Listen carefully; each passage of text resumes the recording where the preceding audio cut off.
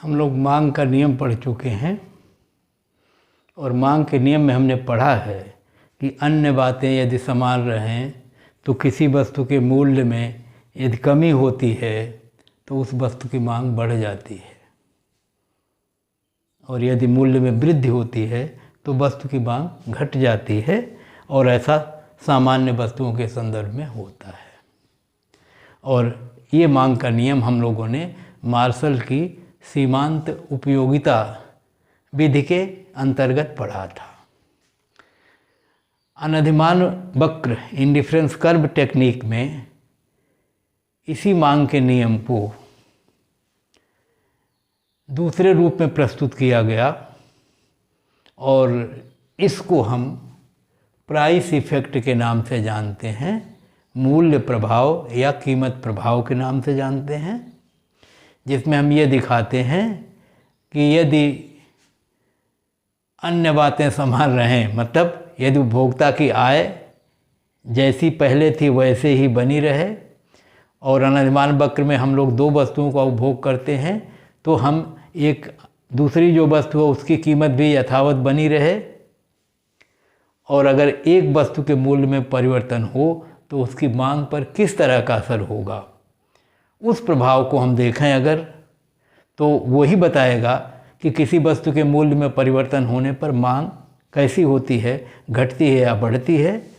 और इसको हम कहते हैं मूल्य प्रभाव। मूल्य प्रभाव का मतलब वस्तु के मूल्य में परिवर्तन होने पर उस वस्तु की मांग या उपभोग पर क्या प्रभाव पड़ता है, और जो प्रभाव पड़ता है उसको हम ये भी कह सकते हैं कि मूल्य में परिवर्तन का उपभोग पर प्रभाव है।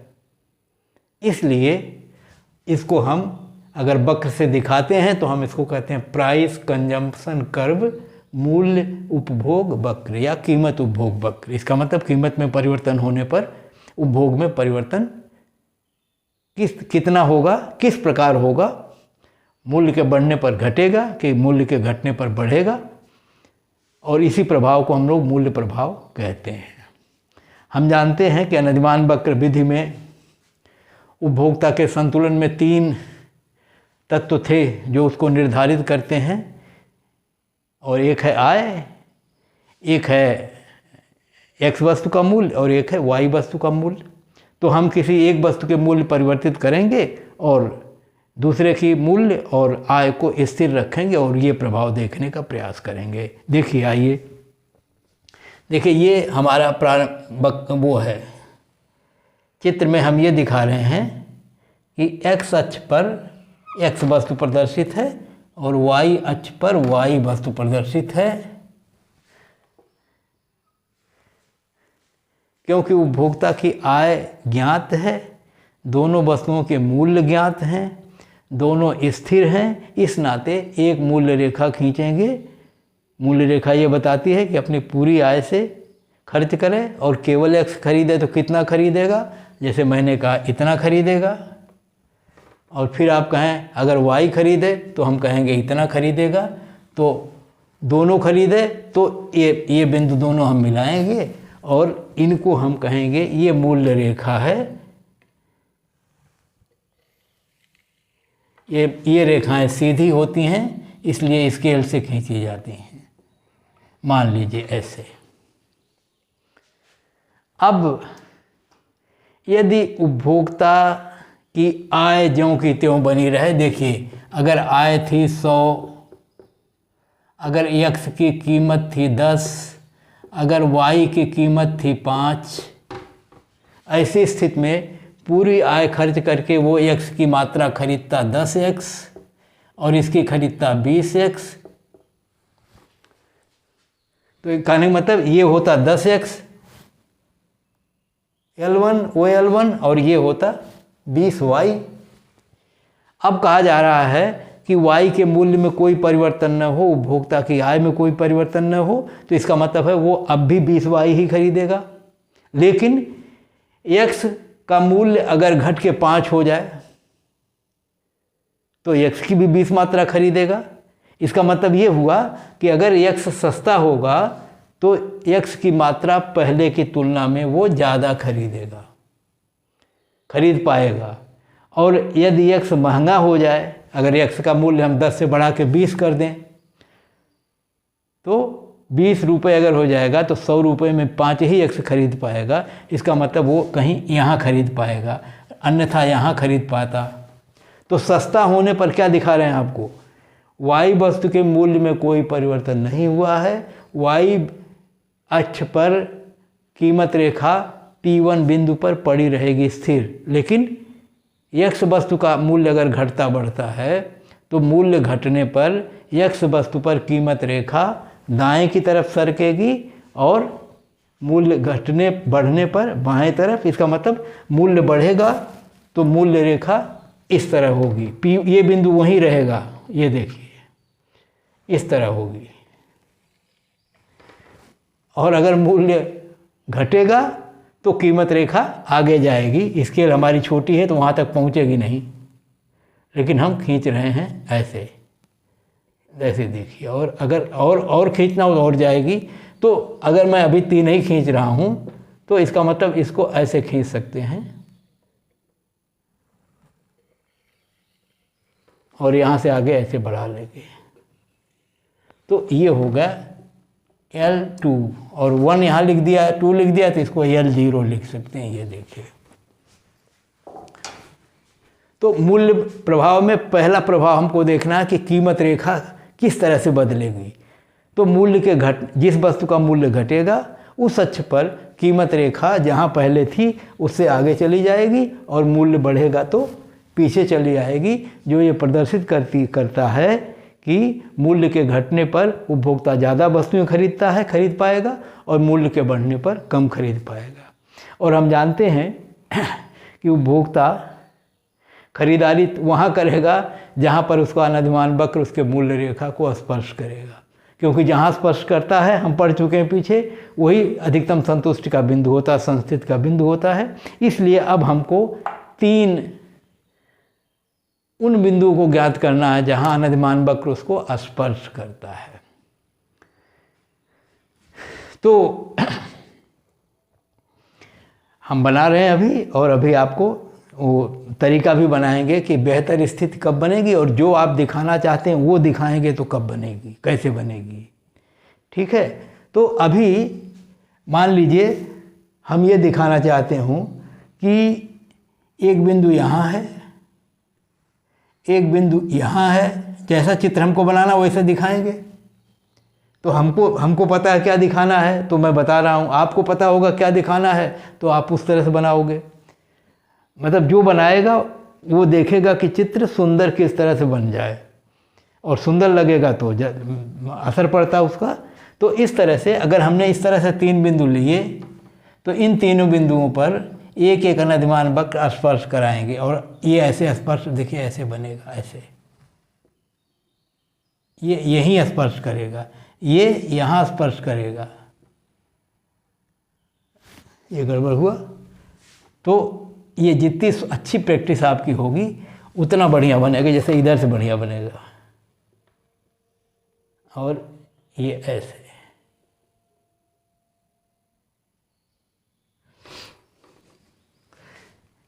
ये अनधिमान वक्र अगर थोड़ा सा बराबर दूरी पर लगभग दिखते हैं तो सुंदर लगते हैं, नज़दीक टेढ़े मेढ़े हो जाएंगे तब भी सही है, लेकिन कटने नहीं चाहिए, छूने नहीं चाहिए। 2 वक्र आप जानते हैं कि 2 अनधिमान वक्र एक दूसरे को छूते नहीं हैं, 2 अनधिमान वक्र एक दूसरे को काटते नहीं हैं। इस नाते न तो ये छुएंगे और न तो काटेंगे।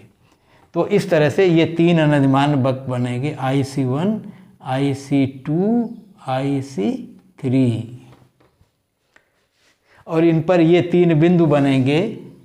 इसको लिखेंगे E1, E2 और E3, क्योंकि PL0 वाली जो रेखा है, आप सुधार लें इसको उसी क्रम से चाहें तो, क्योंकि सब जगह 1 2 3 लिखे हैं तो इसको भी 1 2 3 करेंगे। तो जब आप ये चित्र बनाना और व्याख्या करना सीखेंगे तो ये सब समझ में आ जाएगा कि कैसे कैसे इसको बनाते हैं, क्या लिखते हैं। तो हमें व्याख्या फटाफट करने में आसानी होती है, लिखने में आसानी होती है, समझने में आसानी होती है। तो ये P1 L1 रेखा पर E1 बिंदु पर IC1 अनधिमान वक्र स्पर्श कर रहा है, इस नाते ये संतुलन का बिंदु है। जब x वस्तु का मूल्य गिर जाता है तो नई कीमत रेखा PL2 हो जाती है और उपभोक्ता यहाँ से हटके E2 पर जाता है, जहाँ पर उसका दूसरा अनधिमान वक्र IC2 स्पर्श करता है। और अगर कीमत और घट जाए तो कीमत रेखा बदल करके PL3 हो जाती है और इस पर जो बिंदु है E3, ये संतुलन का बिंदु होता है, क्योंकि इस बिंदु पर इसका अनधिमान वक्र स्पर्श कर रहा है। तो कीमत के घटने पहले यहाँ था, यहाँ जब था तो इतना x उपभोग कर रहा था, ये देखिए ये, और कितना y, इतना y, और यहाँ पर इतना y और इतना x, और यहाँ पर इतना x और इतनी y।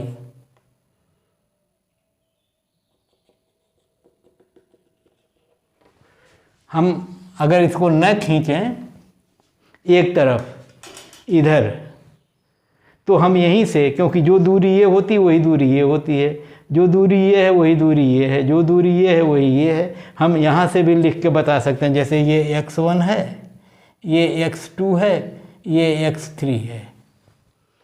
और अगर यहाँ जगह नहीं रहती है तो हम थोड़ा एरो लगा के अगल बगल x2 x3 लिख देते हैं, क्योंकि ऐसे चित्रों में बनाने के बाद कभी कभी दो एक के आसपास बिल्कुल नज़दीक पहुंच जाएंगे, तो जैसे भी सुंदर बनेगा वो आप कर लोगे। तो पहले E1 पर था, अब E1 से E2 पर गया, E2 से E3 पर गया। एक बात ध्यान रखना है कि जिस वस्तु की कीमत घटी है उस वस्तु का तो उपभोग बढ़ना ही बढ़ना है, और वो बढ़ते दिखना है, दिखाना है। और जिस वस्तु का कीमत स्थिर है वो उपभोक्ता के ऊपर निर्भर करेगा। हो सकता है उस वस्तु का उपभोग भी बढ़ जाए, हो सकता है न बढ़े, और हो सकता है घट भी जाए। लेकिन जो सबसे सही स्थिति है उसमें ये होगा कि दोनों का उपभोग बढ़ेगा। अगर दोनों उत्तम कोटि की वस्तुएं हैं, ये अवश्य हो सकता है कि x का उपभोग ज़्यादा बढ़ेगा, y का अपेक्षाकृत कम बढ़ेगा। तो अभी चर्चा में हम आगे और प्रभावों को जब देखेंगे तो सारी चीज़ें समझ में आएगी। तो इन बिंदुओं को अगर हम मिलाएंगे एक वक्र से, तो ये जो देखिए अब तीसरी बार ये मिला रहे हैं इन बिंदुओं को, और ये कर रहे हैं। इसका नाम है PCC, यही है PCC, price consumption curve, price consumption curve, PCC, मूल्य उपभोग वक्र या कीमत उपभोग वक्र। तो ये जो E1, E2, E3 को मिला के एक वक्र बना है, इसको हम मूल्य उपभोग वक्र कहते हैं। मूल्य उपभोग वक्र इसलिए कहते हैं क्योंकि वस्तु के मूल्य में परिवर्तन होने पर उपभोग में जो परिवर्तन होता है उसे ये वक्र प्रदर्शित करता है। कैसे, देखिए ये ऐसे बता रहे हैं। E1 बिंदु पर उपभोग कर रहा था x की OX1 मात्रा। जब x वस्तु का मूल्य गिर गया तब उसकी प्राइस लाइन हो गई P1L2, और अब उसका अनधिमान वक्र यहाँ स्पर्श करता है, इस नाते उसके लिए बेहतर स्थिति होगी, तो यहाँ से हटके वो यहाँ जाएगा और तब वो x का उपभोग करेगा OX2, बढ़ गया उपभोग, कीमत घटी है उपभोग बढ़ा। और अगर और कीमत घटती है तो E3 पर पहुँचेगा, जहाँ पर x की मात्रा x3 हो जाएगी, जो अब पहले से और ज़्यादा है। तो ये दिखा रहा है, या अनधिमान वक्र के माध्यम से हम दिखा पा रहे हैं कि जिस वस्तु का मूल्य गिरा है उस वस्तु का उपभोग बढ़ रहा है। यही मांग का नियम भी कहता है कि वस्तु का मूल्य गिरने पर वस्तु की मांग बढ़ जाएगी। लेकिन उस विश्लेषण में सीमांत उपयोगिताएं देखी जा रही थीं कि वस्तु का उपभोग करने से उपभोक्ता को कितनी सीमांत उपयोगिता मिलती है, उस सीमांत उपयोगिता को मुद्रा में मापा जा रहा था। यहाँ पर सीमांत उपयोगिता के स्थान पर अनधिमान वक्रों का प्रयोग हुआ है और यहाँ पर हम ये मान के चल रहे हैं कि सीमांत उपयोगिता को मुद्रा की इकाइयों में मापा नहीं जा सकता, केवल उनको क्रम के रूप में व्यक्त किया जा सकता है और क्रम के रूप में व्यक्त करने का जो तरीका है वो अनधिमान वक्र का तरीका है और उस अनधिमान वक्र की सहायता से हम उस मूल्य में होने वाले परिवर्तन का प्रभाव उस वस्तु के मांग पर देख रहे हैं और इसको हम नया नाम दे रहे हैं मूल्य प्रभाव, प्राइस इफेक्ट। और इस इफेक्ट को प्रदर्शित करने वाला जो वक्र है उसको हम कह रहे हैं मूल्य उपभोग वक्र। यहाँ पर वाई वस्तु के संदर्भ में जो दिखाई पड़ रहा हमें वो ये है कि देखिए वाई वस्तु का उपभोग पहले ज़्यादा था और बाद में कम हो गया है थोड़ा।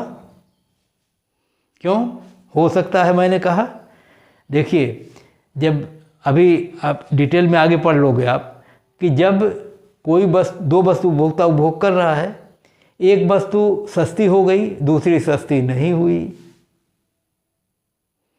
तो उपभोक्ता को लगने लगता है कि क्यों न सस्ती वस्तु की मात्रा थोड़ा ज़्यादा खरीद लें, वो तो महंगी हो गई है, महंगी लग रही है क्योंकि उसका मूल्य गिरा नहीं, इसका मूल्य गिर गया। तो जिस वस्तु का मूल्य गिरा है उसकी मात्रा तो अब मूल्य गिरने के नाते ही बढ़ रही है। ऐसा भी हो सकता है कि वाई की कुछ मात्रा वो कम कर दे और उसके स्थान पर एक्स की मात्रा को और बढ़ा दे, और जब ऐसा होगा तो एक्स का मूल्य घटे और वाई का मूल्य अपरिवर्तित रहे। वैसी स्थिति में वाई की मात्रा घट भी सकती है। अगर इस तरह से चित्र में ये घटती दिख गई तो कोई गलत नहीं है, और वो बढ़ती भी दिख सकती है। क्यों कि ऐसा होता है कि जब उपभोक्ता की एक वस्तु का मूल्य गिरता है तो उपभोक्ता अगर पहले ही जितनी दोनों वस्तुएं खरीदें तो कुछ पैसे उसके पास बच जाएंगे, और इस बचे हुए पैसे को हम आय कहते हैं, अतिरिक्त आय कह सकते हैं, या इसी को हम कहते हैं उसके आय की खरीदारी, उसके आय की क्रय शक्ति बढ़ गई है, अब उसी आय से पहले की तुलना में ज़्यादा वस्तुएं खरीद सकता है। तो हो सकता है उपभोक्ता एक्स की भी मात्रा बढ़ा दे और वाई की भी मात्रा बढ़ा दे। तो ऐसी स्थिति में सामान्यतः ये होगा कि एक्स का तो उपभोग तो बढ़ना ही बढ़ना क्योंकि उसका मूल्य गिरा है, वाई का उपभोग बढ़ भी सकता है, वाई का उपभोग घट भी सकता है, और वाई का उपभोग जैसे था वैसे भी रह सकता है स्थिर। तो ऐसी स्थितियों में यही उपभोग वक्र अगर ऊपर ऐसे उठता हुआ होता तो इसका मतलब है कि वाई का उपभोग भी बढ़ गया है, लेकिन ये ज़रूर देखेंगे कि एक्स का उपभोग तेज़ी से बढ़ाएंगे और वाई का उपभोग हल्का सा वक्र को ऊपर ले जाएंगे, बहुत नहीं खड़ा, ऐसे जैसे ये हल्का से नीचे आया है वैसे ये वक्र हल्के से ऊपर आएगा। अब हम आपको बता दें कि जो वक्र आपको जो दिखाना है बना लीजिए पहले, और व्याख्या करते समय बताइए कि ये था ये था ये था, इसको हमने मिलाया तो ऐसा बना। देखिए अगर आपको वक्र को ऊपर बढ़ाना है तो देखिए कैसे बनाते हैं, ये देखिए तरीका बता दे रहे हैं, अब स्केल नहीं ले रहे हैं कि देर होती है ना। तो ये है, जैसे मैंने कहा कि ये मूल्य गिर, इसका घटने पर ये हुआ, बढ़ने पर ये हुआ, बढ़ने पर ये हुआ, तो ये मूल्य रेखाएं आपकी वैसे ही हैं जैसे PL1, L2, L3, L4,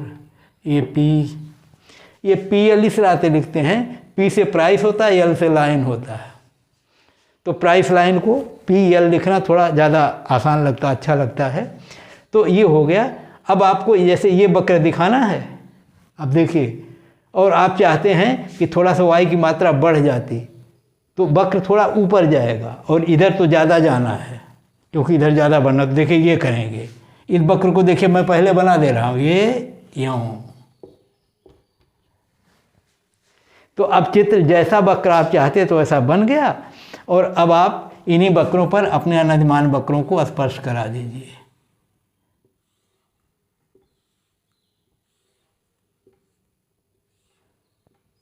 एकदम सही बन गया। देखिए, लेकिन व्याख्या करेंगे तो कैसे करेंगे? कहेंगे प्रारंभिक मूल्य रेखा है PL1, एक्स सस्ती हो गई तो परिवर्तित होकर L2 हो गई, एक्स और सस्ता हो गया तो L3 हो गई, एक्स और सस्ता हो गया तो PL4 हो गया। पहले उपभोक्ता इस E1 बिंदु पर संतुलन में था, और जब वो x की इतनी मात्रा खरीदता था, y की इतनी मात्रा खरीदता, देखिए y1 x1। अब जब वस्तु सस्ती हो गई तो उपभोक्ता दूसरे वाले मूल्य रेखा पर यहाँ संतुलन में है, जहाँ उसका नदिमान वक्र स्पर्श कर रहा है। देखो खींच दिए, पहले बता रहे हैं, अब जहाँ स्पर्श कर रहा है, और इसी प्रकार से तीसरे वक्र पर यहाँ स्पर्श कर रहा है, चौथे पे यहाँ। अब कहेंगे यदि इन हम चारों बिंदुओं को मिला दें, मिला चुके हैं पहले, क्योंकि सुंदर बनेगा पहले बनाने पर, लेकिन कहेंगे नहीं पहले मिला लिया। कहूँगा अब कि जब इन चारों बिंदुओं को हम मिलाएं तो हमें एक वक्र मिलेगा, जिसे हम PCC वक्र कहेंगे। अब लिखेंगे चित्र में यह वक्र ऊपर उठता हुआ है, ऊपर उठता हुआ है, जो ये बता रहा है कि x और y दोनों वस्तुओं की मांग बढ़ जा रही है मूल्य प्रभाव के कारण। लेकिन हमको मेन हमको केंद्रित होना है कि जिस वस्तु का मूल्य गिरा है उसकी बढ़ी कि नहीं बढ़ी, तो उसकी तो बढ़ी ही। देखिए x की मात्रा पहले इतनी थी, अब इतनी हुई, अब इतनी हुई, अब इतनी हुई, ये तो बढ़ना ही चाहिए, इसमें त्रुटि नहीं हो सकती। y की मात्रा घट जाएगी तब भी सही, बढ़ जाएगी तब भी सही, स्थिर रहेगी तब भी सही। तो ये भी चित्र सही, ये भी चित्र सही। और अगर आप इसी वक्र को, ये जो वक्र बना है ना, देखिए ये जो बना है ऐसे, इस वक्र को अगर आप ऐसे खींच देते, ऐसे,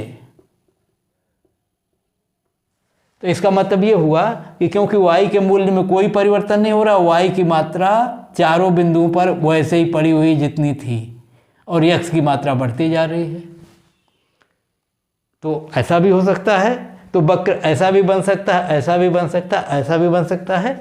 अगर एक ही वक्र बनाना हो तो ये सबसे उचित है, जिसमें आप दिखाएंगे कि दोनों वस्तुओं का उपभोग बढ़ रहा है।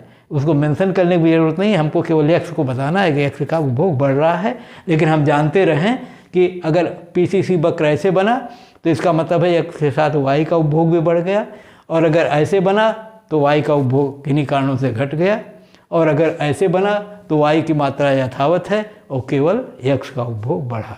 तो इस प्रकार से हम प्राइस कंजम्पशन कर्व बना सकते हैं, या इसी को हम मूल्य प्रभाव के रूप में बता सकते हैं कि ये मूल्य प्रभाव है। तो मूल्य प्रभाव को हम इस तरह से वक्रों के रूप में प्रदर्शित करते हैं, और सभी संस्थित बिंदुओं को जब मिला के जो वक्र बनता है, जिस पर वास्तव में कीमत के घटने बढ़ने के कारण उपभोक्ता चलता है, उन बिंदु पथों को हम मूल्य उपभोग वक्र के नाम से जानते हैं। इसी मूल्य उपभोग वक्र पर कभी कभी, जैसे हम लोग कहते हैं कि अगर वस्तु निकृष्ट होती तो क्या होता, उत्तम कोटि की वस्तुओं में तो ये होगा, लेकिन अगर कोई निकृष्ट कोटि की वस्तु के संदर्भ में दिखाना चाहे तो उस प्रभाव को हम आपको बता दें, वो भी दिखाया जा सकता है। और जनरली निकृष्ट कोटि की वस्तु को इसी अक्ष पर दिखाएंगे। ये देखिए मूल्य प्रभाव, चित्र जरा बड़ा बनेगा तब सुंदर आएगा इसमें, क्योंकि ये थोड़ा टेक्निकल दूसरे तरह का है।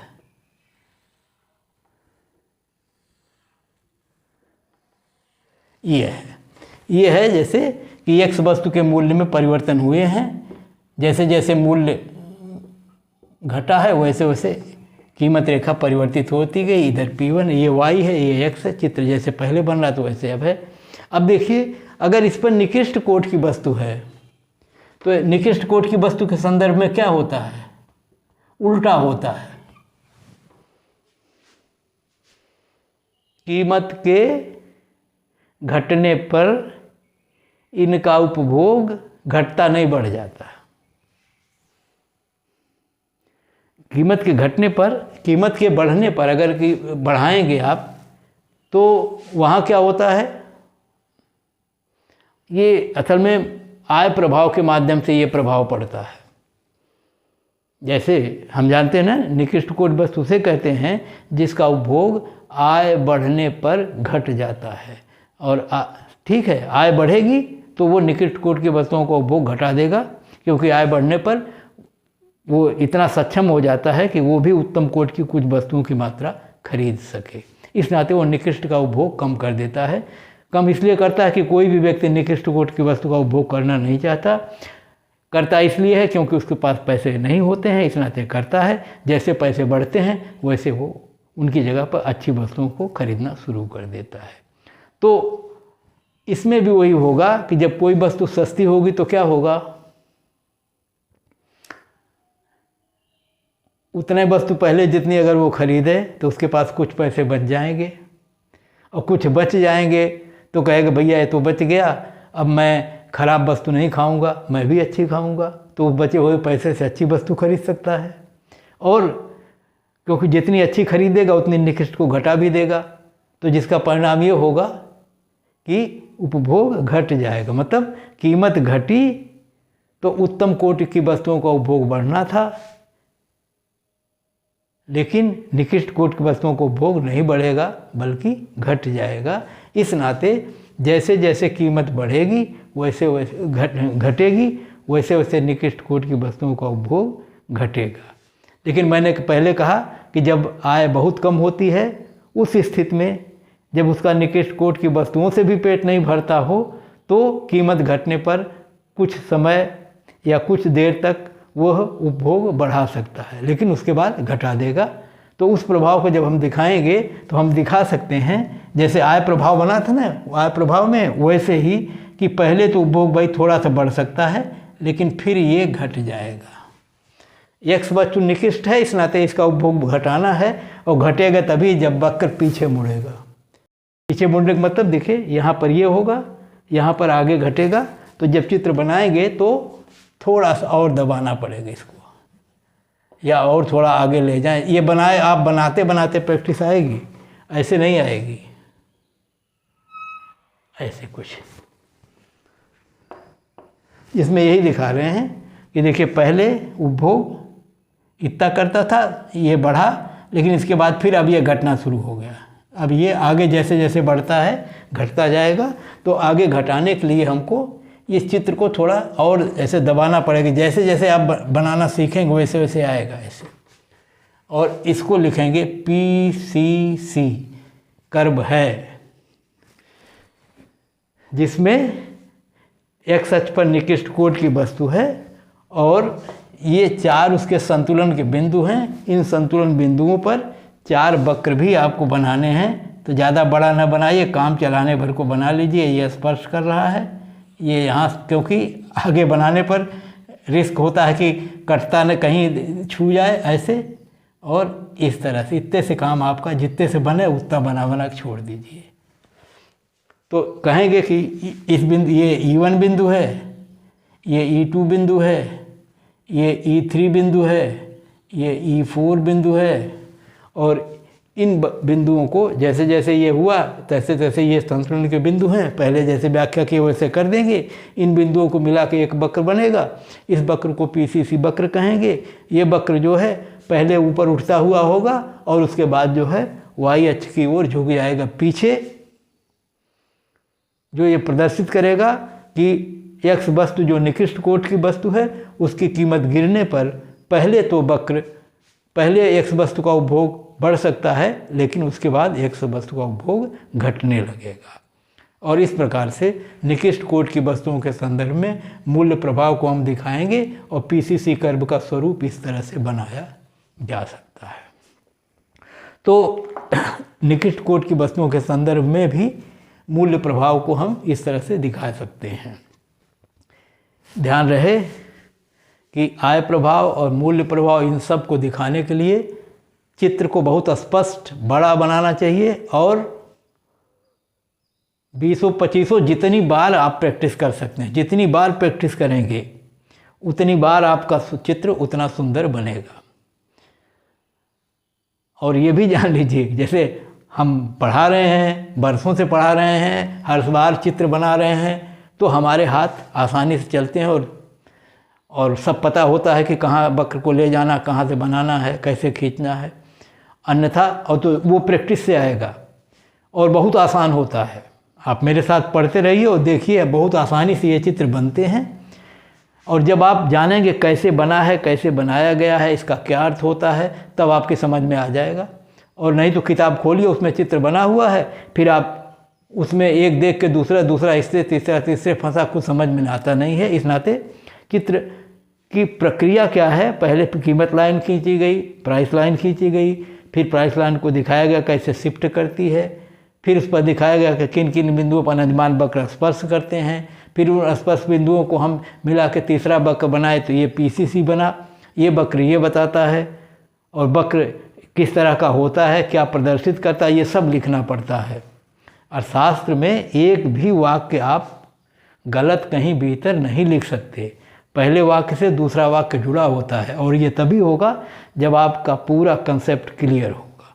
अन्यथा रट के काम नहीं चलता, न वहाँ आप रट के लिख सकते हैं, और लिखने का कोई अर्थ ही नहीं होता, समझने की बात होती है। और जितने आप मन से पढ़ोगे उतनी इंटरेस्ट इसमें आपकी विकसित होगी और अच्छा लगने लगेगा और अच्छी समझदारी बढ़ जाएगी। तो मूल्य प्रभाव को हम उत्तम कोटि की वस्तुओं और निकृष्ट कोटि के वस्तुओं को दोनों के संदर्भ में दिखा सकते हैं, चित्र बना के दिखा सकते हैं, चित्र की सही व्याख्या करके दिखा सकते हैं, और ऐसा क्यों होता है ये सर्वत्र आपको बताना पड़ेगा। तो आज हम मूल्य प्रभाव को यहीं छोड़ते हैं, और अगले वीडियो में हम इसके आगे एक और प्रभाव है सब्स्टिट्यूशन इफेक्ट, उसकी चर्चा करेंगे। धन्यवाद।